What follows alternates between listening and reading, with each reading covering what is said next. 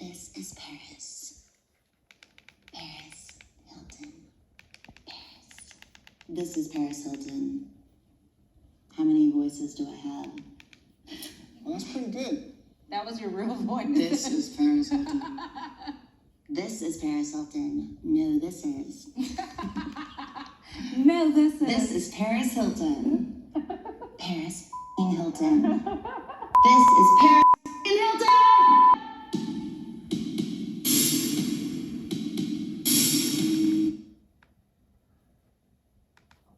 Is an irresistible punchline. Wow, that's really her. Paris, over here. I don't get it. What'd she do? She's totally spoiled and snobby. What does she do?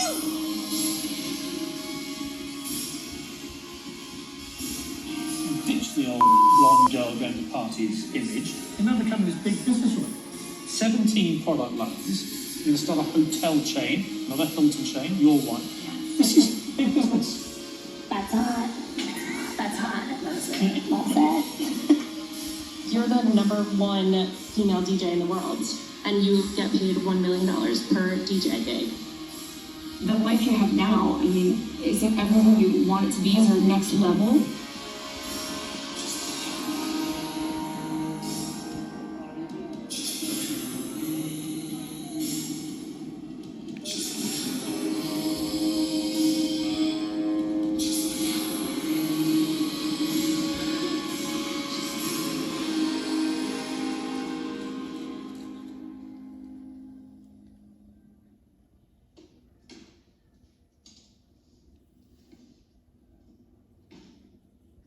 Shoes.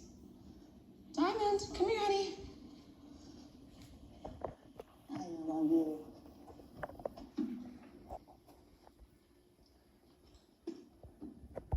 When I first started this film, I honestly don't even recognize that person anymore. Ever since we started shooting this, I've realized a lot more about myself.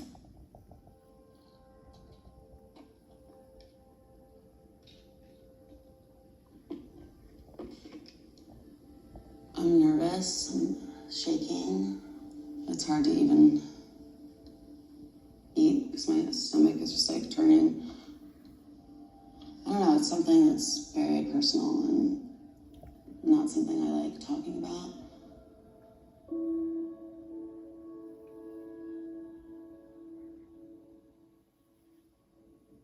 I feel like the whole world thinks they know me because I've been playing this character for so long. I've always heard that people hang out at Walmart. Why? I don't know. What is Walmart? It's like they sell wall stuff. What is it?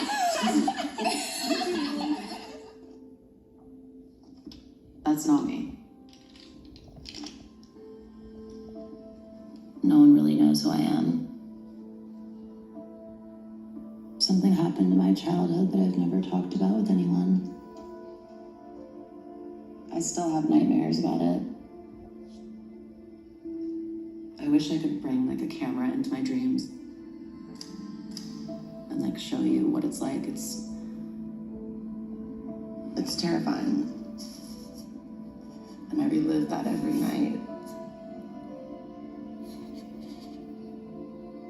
I experienced it, and to this day I'm still traumatized. And I think the only way to have these nightmares stop is to do something about it.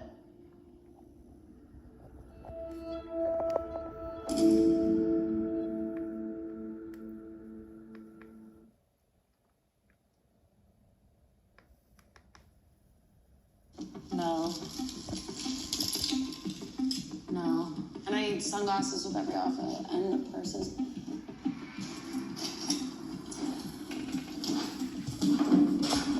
Oh my god, I didn't even think about that. I need to ride in a car every day and all I have is gowns. Is that like the biggest crap? No, I literally, all I have is gowns. Like 5 more minutes. 5 minutes. Ah! You're gonna miss your flight, seriously. You're really seriously gonna miss the flight. What time is the flight for real? Yeah, right. Yeah. Are you with me? No, I thought it was 11:45. You guys are lying. Swear. Swear? I can tell you're lying. You guys always do this 3 hours early. Please say it's 11:45 and I'll leave.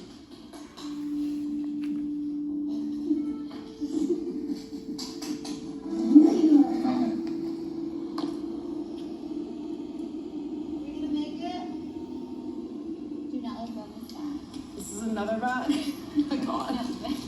Do not let go of this bag. Oh, my money. Yeah, do not let go of that bag. Okay. Please, that. Do not let go of that bag. I love you guys. Love you. Wish me luck. Good luck.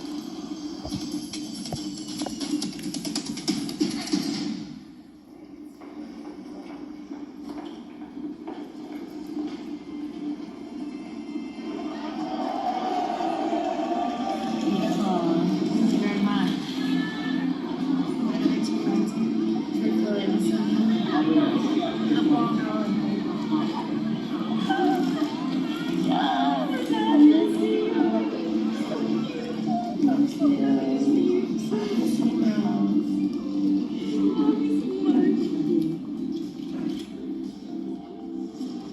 Can we see you one more time? Like, see you friend. See you tomorrow. See you guys tomorrow. I love you.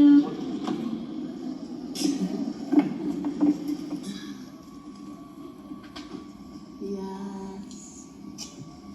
My two fans are so cute. They flew 30 hours to get here. So sweet.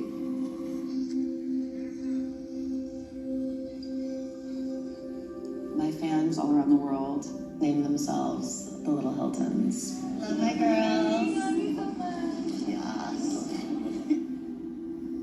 I feel less alone when my little Hiltons are there.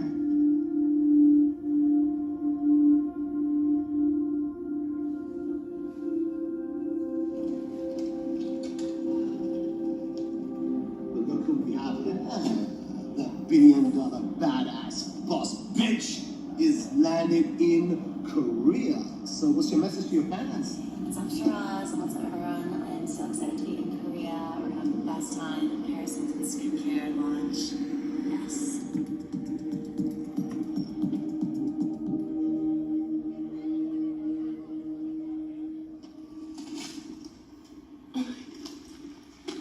So. Oh my god.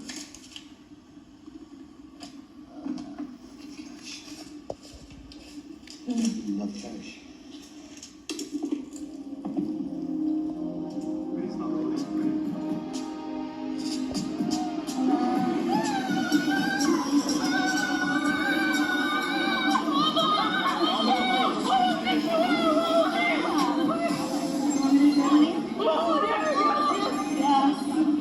Love you.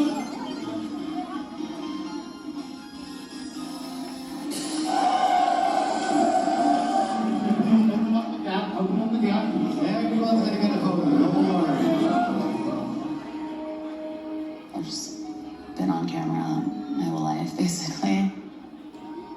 But I also do get nervous, especially when it's big crowds of people.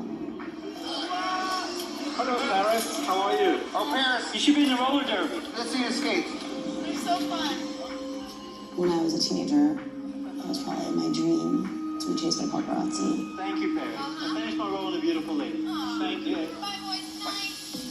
When I was 18, I was going to clubs and parties and being photographed. In the gossip papers in Los Angeles, you and your sister have been a staple. Why are people so fascinated with you? People always ask me that, and I don't know. I'm just living my life. But after the simple life, the paparazzi were insane. Hey, Paris, how's it going? Hello. I'm good, Paris. I built the foundation of one of the biggest paparazzi companies in the world on the back of Paris Hilton. I had over 100 guys in Los Angeles, all of them making a living of Paris Hilton. For a photograph, at that time, it could range between $50,000 up to $1 million. If you know that you can make $1 million in one day, what does it look like? It's beautiful.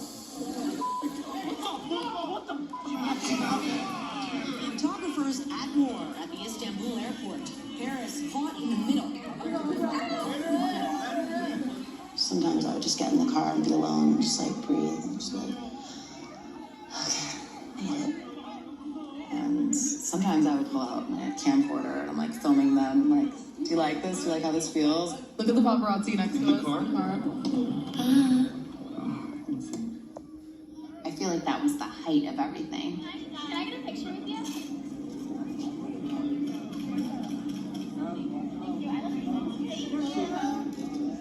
Paris really started that movement of having paparazzi follow your every move.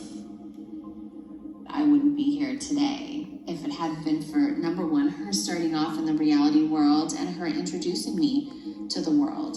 How are you today? Good, you look great. Kim, you look awesome. I think the best advice that she ever could have given me was just watching her. Even though it was so hectic and insane and just nonstop. Hi. I also love the attention and the love. Because I felt like that was love.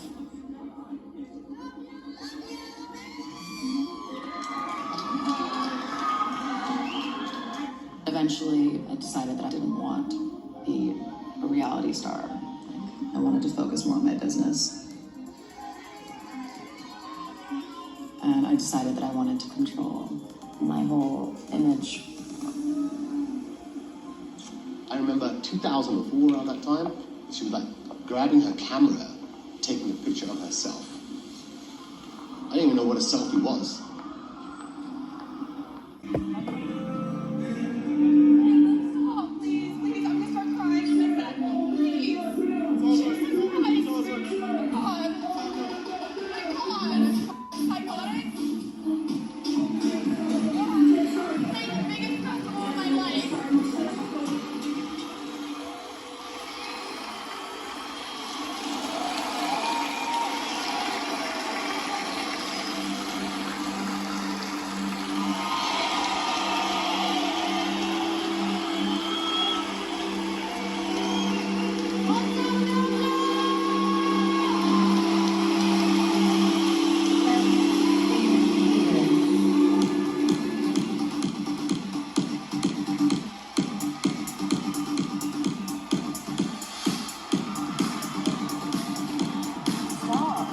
Give me a kiss right now. Don't be like that. I did this? Because of you. Fucking apologize. Stop. Get the f away from me. Give me your fucking bracelet. Fucking ass. I want him out of here. He picked out.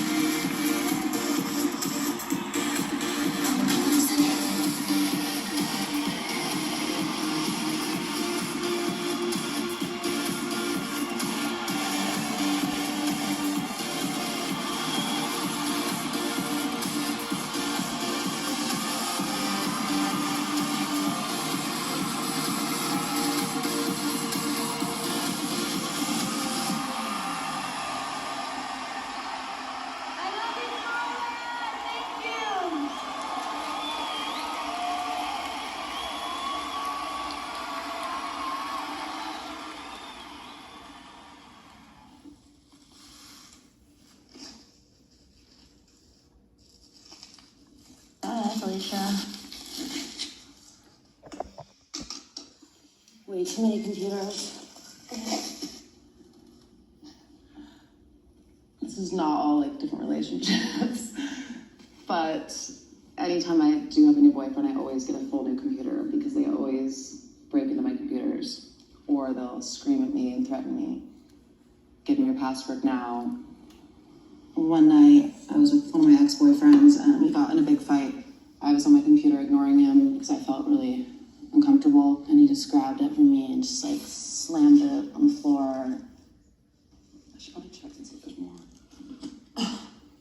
Great, I just revealed my hiding place. I've never used any of this stuff. I just buy things and then people put them in here and then I can't see anything because no one organizes anything. You've got so much stuff. Yeah. And you're always saying to me you need to make your $1 billion. Like that's what you're trying to do. Yeah. $1 billion. To spend it. That's just my goal in life. Like when I was a teenager, I always wanted to make 100 million. I was like, when I do that, I'm gonna be happy. I think once you do your goal, you just want to keep going more and more. And then I'll be happy.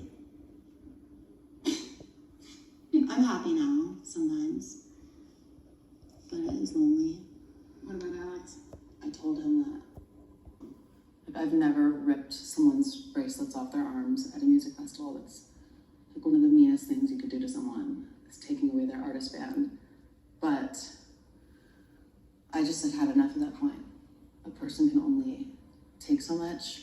Like anything that tries to control me it can't have room in my life.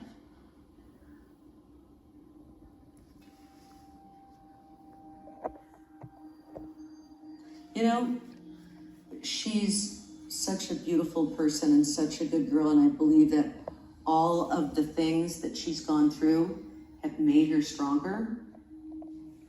And that she would say things to me after, like, I still have nightmares. I still in the middle of my night, I feel like, you know, she would say that. And I always take what people say with a grain of salt. Like, I think, yeah, it did bother her, but it was our way of saving you. Did she tell you she was going to solitary? When you mean solitary, what do you mean? Solitary confinement. Treating children like they're in a prison instead of a school. Are you serious? She's never told me that. In Utah?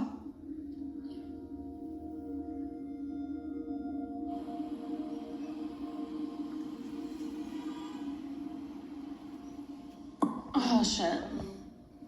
Popping bottles. Cheers, bitch. Cheers. Again. I look beyond. No, you do not.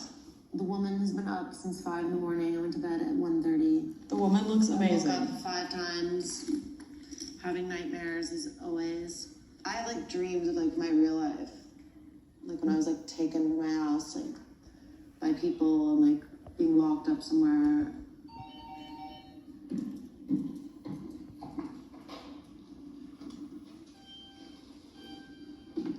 Hi. I'm not the cold largest. What have you guys been doing? Chilling, just thinking about life and why I have nightmares. Remember that like random school I went to? In Salt Lake City? Yeah. Yeah. Remember like 7 years ago, I was in Europe and I met someone who was at one of those places with you and I put you on the phone with them? What did he say? That you guys were at this place and it was just like mental. It was like abuse. Paris. Here we are at Paris' school. Here's Starry's room. Did you visit me there? I don't remember, but then I saw a video. Wasn't I there? You don't remember it? No. I feel like we both blocked it out. Mom and Dad always loved like hiding things from Everything. They're the king and queen of sweeping everything under the rug. Yeah. My parents always hid everything from us. So I would listen on the phone. That's how I got all my intel. And I remember it was a school night. It was the middle of the night. And I just heard screaming. Bloody murder. I knew there was a takedown in the works. I didn't know it was people coming in and capturing her. I thought I was being kidnapped.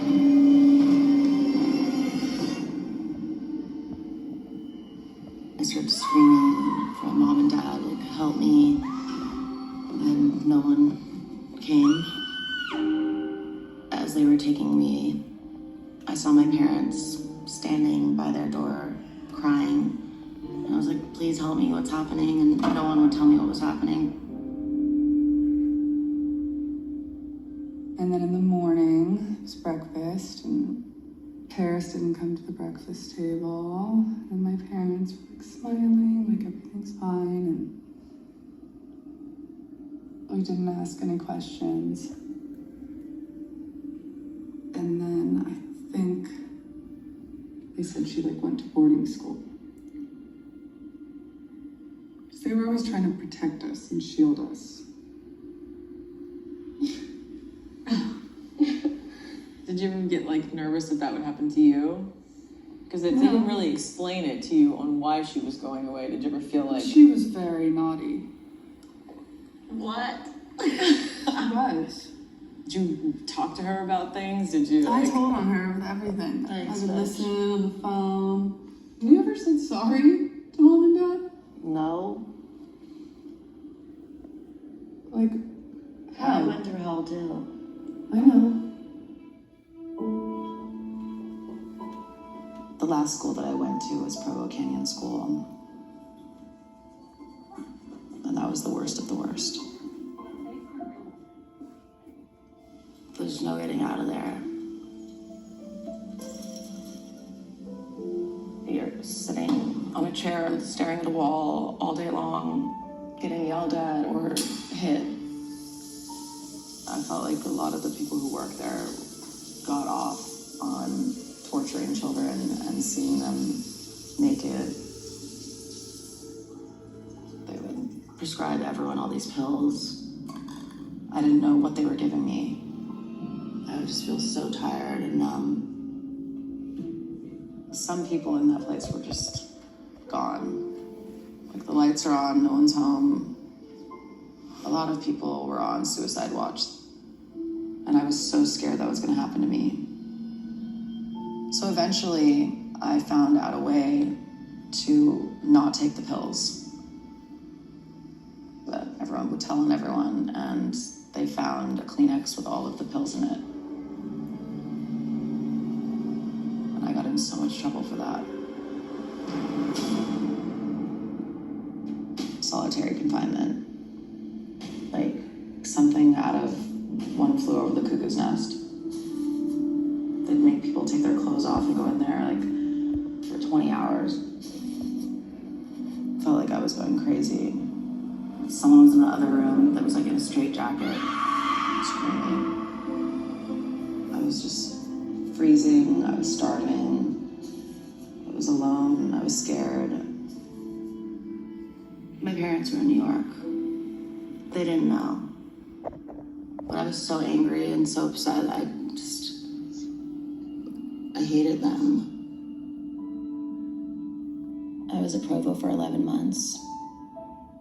And the only thing that saved my sanity was thinking about what I wanted to do and who I wanted to become when I got out of there. I was going to do everything in my power to be so successful that my parents could never control me again.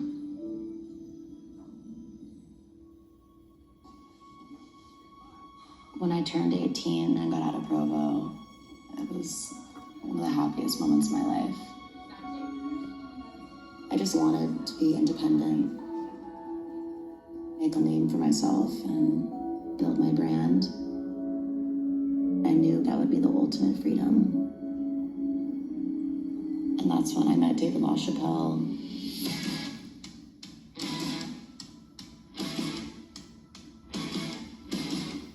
David LaChapelle is one of the most iconic photographers in the world. David said, we need to shoot your grandparents' house. I was like, totally, like we'll climb the gate, I don't care, I'll open it. So basically we're in this room at around like 3 a.m, and he wanted it to be a strong picture. I'm just like posing, like whatever, and I think he wanted to provoke me. It was just a moment where he looked at me and just said, like, F you, as a joke, and then me going back, I was like,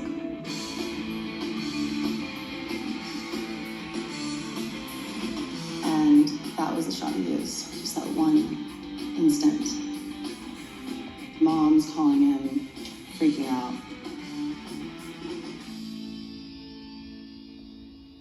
So I was upset and I was scared, but I think deep down I just knew this is iconic. Vanity Fair ended up doing a huge story on it. This was before The Simple Life, so this is basically how the world got to know me. Coming out of Provo, I was also like very traumatized. I never spoke to my family about it. I think all my anger just went into my drive for success.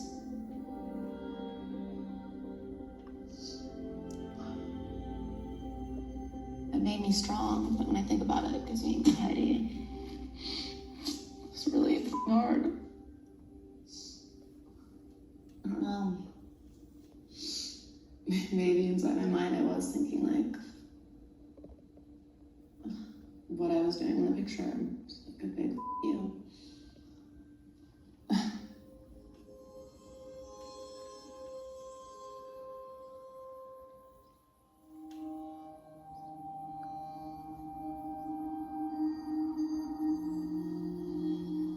I don't know if my nightmares will ever go away, but I do know that there's probably hundreds of thousands of kids who are going through the same thing. Hager? I remember her too. The staff were abusive. I think one thing I can say is that they tried really hard to break me. And they caused a few cracks. I don't think I met your best friend there, but we did find her. Jessica. She was such a badass. I ended up in an abusive relationship after I left Provo. I'm thinking maybe like being in places where they're abusive to you would make you think that that's a normal way to be. There's a bunch of police reports we were able to gather, like from 2011 to 2014, 56 calls of assault to Provo Canyon School, and 25 calls to the police in regards to sexual offenses. I'll also forward to, if you want to show this to your parents at all. No, I want to. I'm just like processing this again. It's not easy. We all have to get to that point where we're ready to open up about it. I don't know if you have nightmares, but I have nightmares almost every night of me being taken. Ever since I got kidnapped at 16, like pin drops when I wake up. This like hyper vigilance of like every situation. And I think like I still take that with me in like work and stuff like that, where I'm like scoping out like, how do I get out of here? Like what's in the situation? Like I feel the exact same way about everything. Like even with love and relationships, I never like fully open because I don't even know how to. You know, one thing I've also seen with other survivors is that because the lines of like tough love and abuse are so blurred, that it's really easy to not see the signs of abuse ahead of time in a relationship.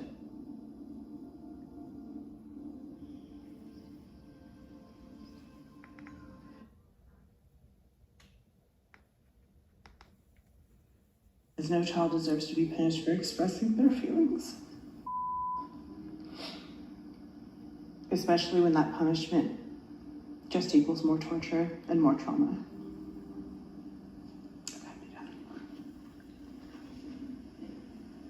That was awesome.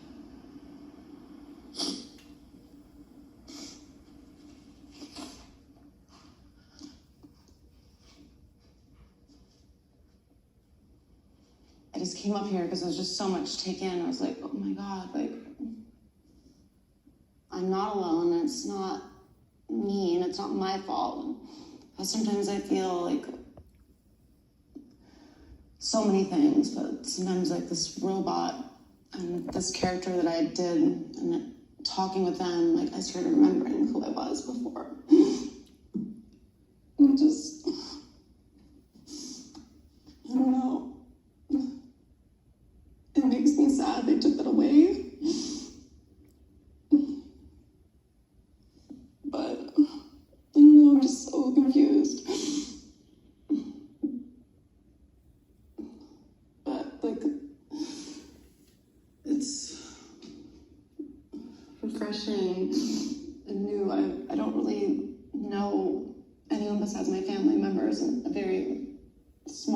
people that knew me before all of this happened and before I became this, this thing, I don't know, the mask I put on and the way I am and like this extravagance and the photos of me, like all this is stemmed just from this place. When I look around my life, like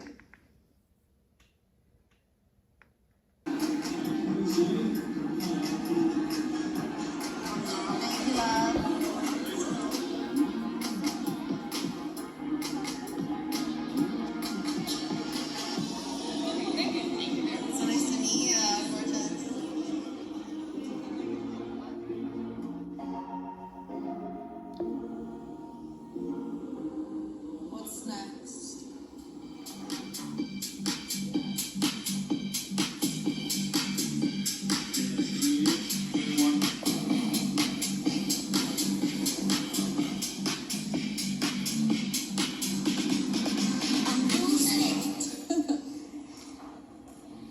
Hair and glam, ready 8 a.m. Ready.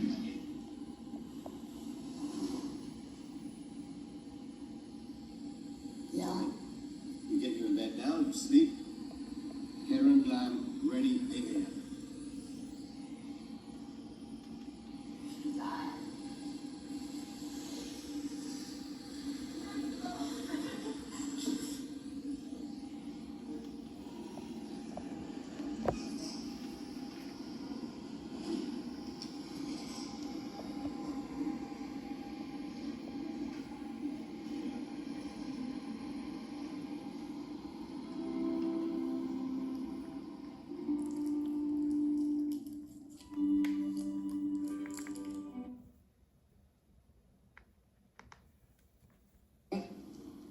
no phone. Yeah, right. I just chill. I can't. Why? Because the schedule is too busy. I haven't been on a vacation and because you're greedy and you won't turn down a check. I love making money. I think I come off tough sometimes with her, but I feel I have to because she has so many yes people and kiss asses around her that I'm gonna tell her the truth. You wanna show her your room? Yeah, I want to see your room.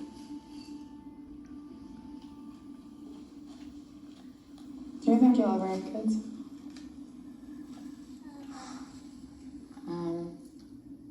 I thought I was going to have one. Every time I'm with you and I'm with them, I'm like, it makes me so depressed. It's not for everybody. I've never been the most conventional gal. No. But I don't want to be like, bye. Can I have a hug? Oh, give one big hug. I love you. I love you. Love you, Lily Grace. Bye, honey. Paris Hilton is celebrating her baby boy. On Sunday, the 42-year-old marked 6 months since her son, Phoenix Barron, was born by sharing some new snapshots on Instagram. In the series, Hilton wears a pink heart print tracksuit and cuddles Phoenix in her lap while he sweetly gazes into his mom's eyes and becomes fascinated by the decor surrounding him, which includes a large pink rug, a light-up neon Chanel logo wall hanging, and a table featuring some toys and Disney figurines. She captioned the pictures, "This Barbie is a mom." She went on to call Phoenix her world and praise him for making her life feel so complete. She continued, "The mix." Last week, she shared photos and video of herself hanging out with her 3 young nieces and admitted she wouldn't mind having a little lady of her own, too. The couple welcomed Phoenix in January via surrogate. Paris Hilton is clapping back at online trolls who left mean comments about her and husband Carter Ream's 8-month-old son Phoenix and the size of his head. Taking to her Instagram stories on October 23rd, the socialite writes, "Living life in the spotlight. Comments are inevitable, but targeting my child, or anyone else's for that matter, is unacceptable. This hurts my heart more deeply than words can describe. I've worked hard to cultivate an environment that is all about love, respect, and acceptance, and I expect the same in return." The 42-year-old then reflects on feeling like she's in an unwinnable position. Paris continues, "If I don't post my baby, people assume I'm not a great mother. And if I do post him, there are some people who are cruel and hateful. I'm a proud working mom, and my baby is perfectly healthy, adorable, and angelic." At the end of the day, the Simple Life alum is more focused on raising Phoenix than trying to please her critics. Paris adds, "Every day with him is a reminder of what truly matters. It's hard to fathom that there are people in this world who could target such innocence. I hope that people can treat one another with more kindness and empathy." But Paris isn't the only one pointing out the nasty comments on her October 19th post, which saw her and Phoenix posing together during his first trip to New York City. In response to a fan on TikTok who defended the new mom and her son, Paris wrote, "There are some sick people in this world. My angel is perfectly healthy. And yes, of course he has been to a doctor. He just has a large brain." When she isn't calling out her haters, Paris has been busy basking in her new favorite role. She recently told E! News, "It's been such a special time. My little baby boy is my world, and he's made my life feel so complete. My husband is just the sweetest, kindest, most loyal, and loving partner. Just my everything." Kim Kardashian just got exposed for being a horrible mother, and this by no other than her former best friend, Paris Hilton. Just a few days ago, Paris Hilton publicly started criticizing the parenting style of Kim Kardashian, and she exposed something some people have been speculating for a while already, which is Kim's excessive use of nannies and then reaping the rewards of their hard work. And even though fans thought this to be true for a while, this sent real shockwaves through the entire internet, and a lot of people couldn't believe how Kim is treating her kids. As you can imagine, Kim didn't take this very well, especially because it's coming from one of her former best friends. But what exactly did Paris Hilton say? How did the fans online react? And most importantly, how did Kim Kardashian rage at Paris? This is exactly what we are going to find. She wants to portray herself as the perfect mother. There have been multiple instances where she said that she is literally doing everything for their kids, from helping them with homework to dropping them off at school. Kim told the media that she can do it all, while still finding enough time to run her business. For a lot of fans, this seemed unbelievable because they knew how stressful it was for someone with kids to stay on track with everything. For quite a while, Kim was keeping this farce alive, and she meticulously tried to craft this public image that she can do it at all, and that she is following her kids every step on the way to make sure they have a great childhood. But now her house of cards broke down, and not only Paris Hilton leaked that Kim is not really doing everything on her own. Also, a nanny from the Kardashians has spilled the beans that Kim is basically never involved in the lives of her kids. To be exact, the insider revealed that Kim is gone 95% of the time, and her kids actually see her very rarely, which is a huge contrast to what we usually see in the media picture that's being painted by Kim. But it wasn't just that Kim only said in the media that she's a great mother. She also tried to actively hide the nannies every time there have been cameras around. However, this was exposed not only by the insider and Paris Hilton, but also by a paparazzi that caught all of it on camera. It was leaked that every time they started filming for their show, the Kardashians, all of the nannies were either sent home or they were hidden somewhere in the house, together with the kids. And if there was an error, and a nanny accidentally walked in while they were shooting, they simply cut that part out of the show.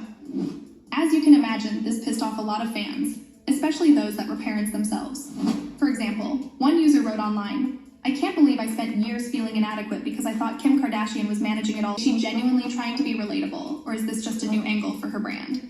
Celebrities often have hidden agendas, so I'm taking this openness with a grain of salt." And if we compare these two approaches, it's clear that fans actually think in way higher terms of Paris compared to Kim. See, Kim is trying everything to hide the nannies, so she can reap the rewards of their work to look like the supermom, when in reality she is not. This also makes Kim way more unrelatable to fans, and what looks really stupid to them is the fact that Kim just got exposed for basically lying to her fans the entire time. On the other side, we have Paris that is openly giving all the credits of the parenting to her nannies, because she knows exactly that they deserve it. As you can imagine, after Paris revealed this,